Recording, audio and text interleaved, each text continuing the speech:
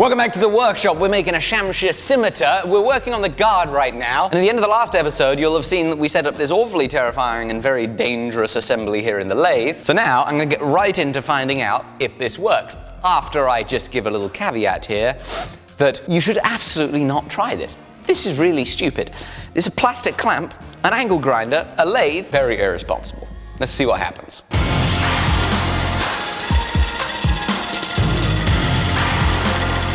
Shock horror, it's working.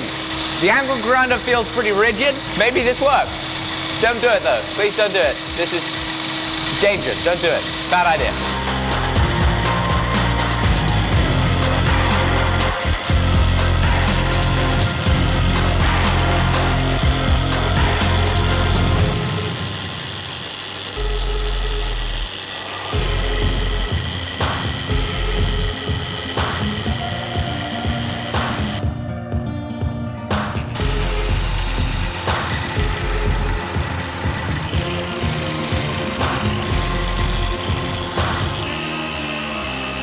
I've got both ends angle ground down to 10.2 millimeters around, which is great. That's the diameter we need. And it's amazing to know that these things are now concentric, square, in line. That makes me really happy, and I think that's going to be worth the effort. So now I'm going to use the exact same setup except for the disc. We're going to change this out to a cutting disc, and we're going to use that to cut the groove that goes between the ball and the quillons. I originally drew that up to be square in those fullers. Depending on how it looks, we might leave it round straight off the lathe, or we'll square it up with files, but at least we'll know that the fact that we made all these bits in the lathe means that it's even and accurate, and I love that because that will make it worth the effort.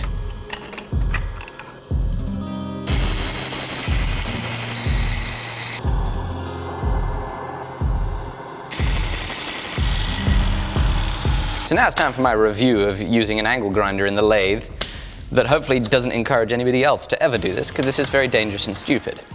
Worked flawlessly, really well. It actually did. It worked a treat. I mean, wow.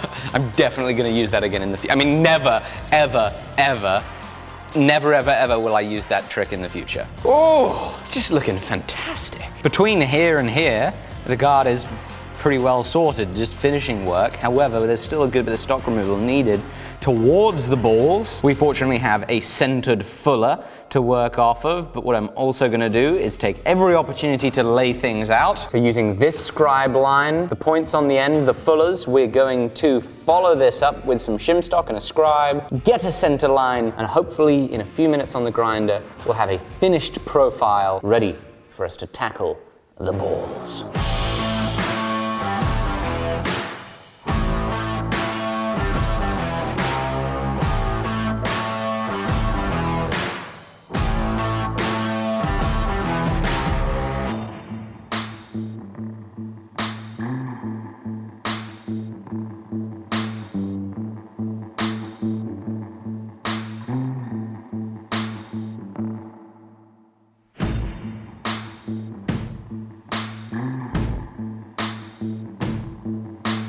I can't quite get into here on the belt grinder, so it's over to the files.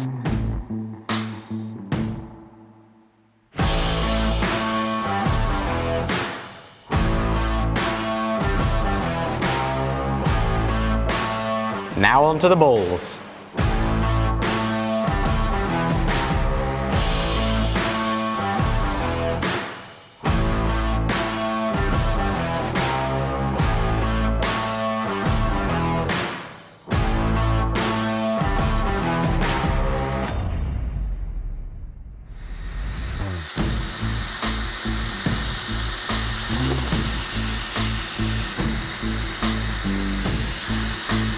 It was going swimmingly. I was having great success with a chucked up guard, spinning it to polish my balls. I then turned it around, chucked the freshly 600 grit finished ball into the chuck, and despite the tape that I put on, I now have 3 glorious chuck divots. Needless to say, I'm going to use a lot more tape this time as we finish it. Back to 320 grit we go.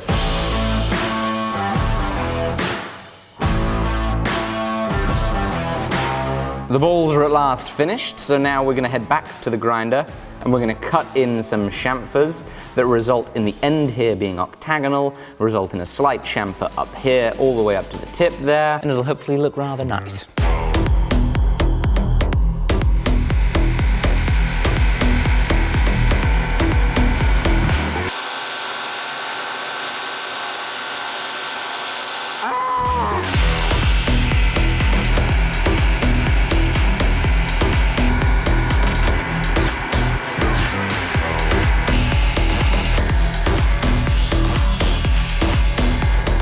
Right, we got our chamfers on it, and it's now time for me to admit something I'm a little bit embarrassed about. I have a slight addiction that causes me to be irrational, that causes me to spend excessive amounts of money. It's an addiction to machinery. When I got back here in November, you remember I looked at a couple of power hammers. We bought the one for a nice Russian power hammer right there. It's working fantastically. But I also bought another one. So as you can see, we have a whopping big bandsaw. You already saw this in one of the videos from when I was first back in the UK. There is also a whopping big power hammer. That is a Bernsdorfer power hammer. You saw me test it at Nigel Barnett's forge, Fransham Forge. And you'll see it's a two-piece construction. This is the first two-piece hammer that we've ever had. Everything's been a one-piece hammer. The reason it's called a two-piece is because the anvil is separate from the body, and as we're looking at it here on the truck, the anvil looks intimidatingly large and intimidatingly high. Now that I see how tall that anvil is, I'm a little nervous.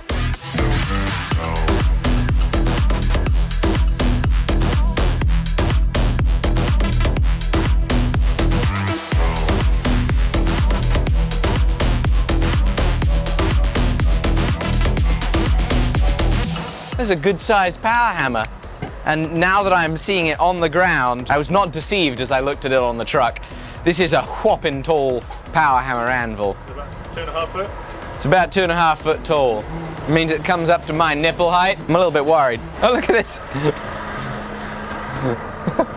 This Royal Mail. Look at that. This was used to help shim in the anvil. There's a letter. It's like uncovering an old relic. I wonder if there's anything inside it.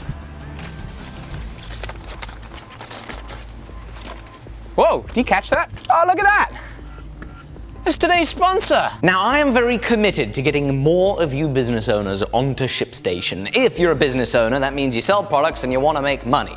And if you're not using ShipStation, you're harming your ability to make money because you're going to be wasting time, which is money, shipping products the old and slow way. So you need a computer. If you run a business, you have one. You need a place to sell your products. ShipStation integrates with almost every selling channel possible, whether it's Squarespace, Amazon, Etsy, or importing a spreadsheet of orders, you can do it on ShipStation. And you need a printer to print your labels, and I highly recommend getting away from taped-on printed paper and getting in to a 4x6 thermal label printer. So when somebody makes a purchase through your selling channel, it'll populate here in your awaiting shipment orders. You see order number 60 is popped in. We're going to click on it, and shipping is as easy as this. Create and print label. Ta-da! And you're done. And now your package is ready to ship. Let's go. The ability to create presets as well as powerful automations allows you to ship so easily with ShipStation. As a ShipStation member, you'll also be saving money on shipping because you get access to the type of rates that Fortune 500 companies are usually only able to get. We're using ShipStation every single day in the Montana workshop. We rely on it and love it, and I know you will too. So please give it a go with a 60-day free trial at shipstation.com. Then click the microphone and type in code FORGE. Go check it out. Let's get back to the video. All right, let's get this off the pallet. Jamie, I've decided I'm an idiot. Oh, yeah. We've got a bloody gantry crane. I've been trying to mess around with this frickin' hokey poke situation, and I've got a perfectly good gantry crane. We're gonna just lift the bad mamma jammer up. Look at this thing. It's bloody huge! It's a Startrite Maber, and it looks like it was originally at the Institute of Food Research in Norwich. Made in Germany. How cool. You could probably fit 2 human bodies in here at the same time and cut them both simultaneously. It's gigantic. Let's get it plugged in. Come on. No! No! That's a 5-pin and this is a 4-pin. Let's see the direction of travel. That's pretty unique. The direction of travel on this wheel is meant to go that way, which is backwards to any bandsaw I've ever seen. It's putting the blade in that direction, not in that direction. So what we've got to do now is turn it on and find out if we die. Where's the on button? Do you see it in the on button? Is that it? I'm very scared. I am going to do it with a metal screw. No, not a metal screwdriver. Let's turn it on with these. Ah!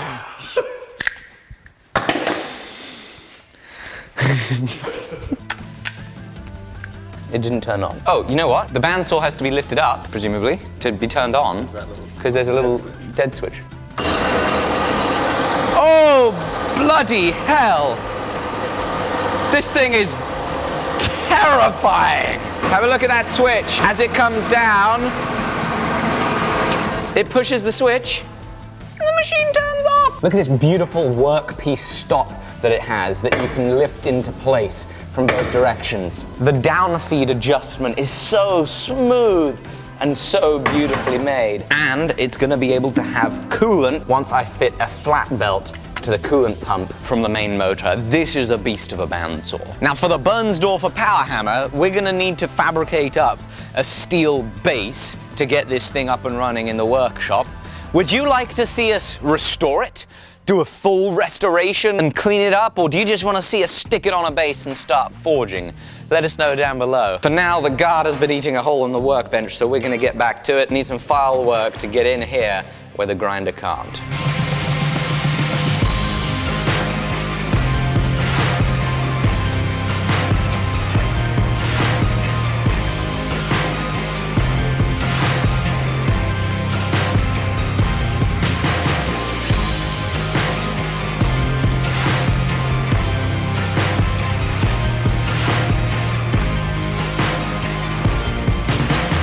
We got this half of it all to 320 grit, and while I've been hand sanding, I've been playing a game of chess with Jamie. Playing a very sloppy game of chess. But a game of chess nonetheless. I've literally just begun. Jamie, by my standards, is quite good, and he just came back from a very weak position. Well done, Jamie. Well played. We should play again.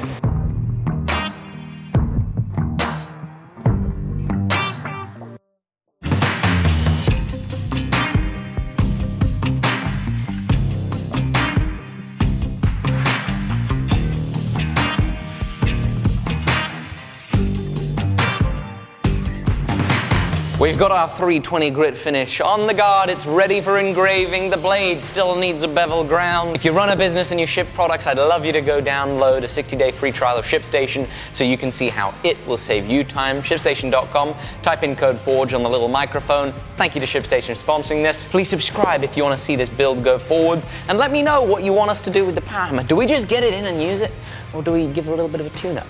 See you all very soon. Bye-bye. You need to go have a wash now.